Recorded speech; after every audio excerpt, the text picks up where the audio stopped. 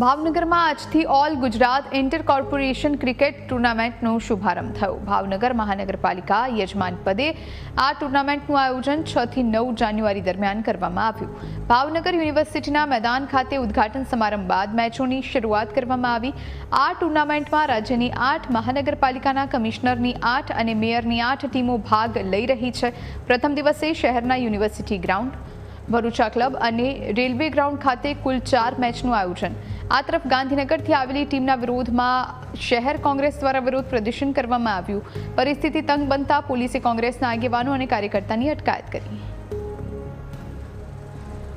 મહાનગરપાલિકા આજે ભાવનગરની યજમાન પદે વડોદરા, રાજકોટ, ગાંધીનગર, સુરત, જામનગર, જૂનાગઢ આમ અનેક ટીમો જ્યારે અહીંયા ભાવનગરમાં આવી છે ત્યારે એમને પણ આપણી સંસ્કૃતિ, વિરાસત અને આપણી મહેમાનગતિ આપણે એમને મનાવશું અને ભાવનગરમાં પણ એક નવો સંદેશો લઈ આ ટીમ જશે ત્યારે તમામ ખેલાડીઓને ખૂબ ખૂબ હૃદયથી અભિનંદન આપું છું। રમતગમતના કેન્દ્રીય મંત્રી મનસુખભાઈ માંડવિયાજીએ શુભેચ્છા પાઠવી હતી। આપણા ભાવનગરના પશ્ચિમના ધારાસભ્ય અને કેબિનેટ કૃષિ મંત્રી એવા જીતુભાઈ વાઘાણીએ પણ ખૂબ ખૂબ શુભેચ્છા પાઠવી છે।